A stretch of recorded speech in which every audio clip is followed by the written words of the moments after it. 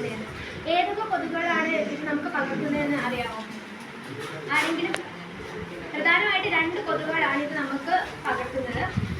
Aedes ഈജിപ്തിയം അതുപോലെ തന്നെ Aedes ആൽബോസിറ്റസ് എന്ന് പറയുന്ന 2 കൊതുകുകളാണ് പ്രധാനമായിട്ടും ഇത് നമുക്ക് പകർത്തുന്നത്. സാധാരണയായി നമ്മൾ കാണുമ്പോൾ വൃത്തിഹീനമായിട്ടുള്ള വെള്ളത്തിലാണ് കൂടുതലായി കൊതുകുകൾ മുട്ടയിടുകയും അതുപോലെ തന്നെ അത് പെരുകുകയും ചെയ്യുന്നത്. പക്ഷേ ഇത് ശുദ്ധജലത്തിലാണ് നമുക്ക് ഈ ഒരു കൊതുകുകൾ മുട്ടയിടുകയും അതുപോലെ തന്നെ അത് പെരുകുകയും ചെയ്യുന്നത്. അതുപോലെ തന്നെ ഇത് രാവിലെ മുതൽ വൈകുന്നേരം വരെ ഈ ഒരു സമയത്തായിരിക്കും ഏറ്റവും കൂടുതൽ ഈ കൊതുക് നമ്മൾ കടിക്കുന്നുണ്ടാവുന്നത്.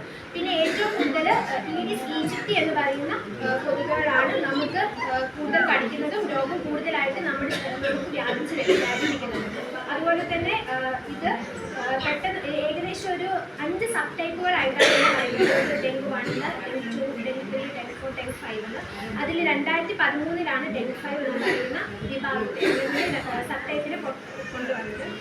പ്രധാനമായും പറയുകയാണെങ്കിൽ ഇപ്പം നമുക്ക് ഡെങ്കു 1 എന്ന് പറയുന്ന വിഭാഗത്തിൽ അല്ലെങ്കിൽ സബ് ടൈപ്പിൽ പെട്ട കൊതുകാണ് അല്ലെങ്കിൽ ആ വൈറസാണ് നമ്മുടെ ശരീരത്തിലേക്ക് കയറുന്നതെങ്കിൽ അതിന് വേണ്ടിയിട്ടുള്ള ഒരു ആൻറ്റിബോഡി നമ്മുടെ ശരീരത്തിലുണ്ടാകും. പിന്നെ ആ രോഗം വന്ന് അതായത് ഡെങ്കിപ്പനി പിടിച്ച ആ വ്യക്തിക്ക് അത് മാറി പിന്നീടും അയാൾക്ക് ഡെങ്കിപ്പനി പിടിക്കുകയാണെങ്കിൽ അതായത് 1ന്റെ ആൻറ്റിബോഡി ഓൾറെഡി അയാളുടെ ശരീരത്തിലുണ്ട്. അതല്ലാതെ 2, 3, 4, 5 ഈ വിഭാഗത്തിൽപ്പെട്ട ഏതെങ്കിലും വൈറസ് ആയിരിക്കും അവരുടെ ശരീരത്തിൽ കയറുന്നത്.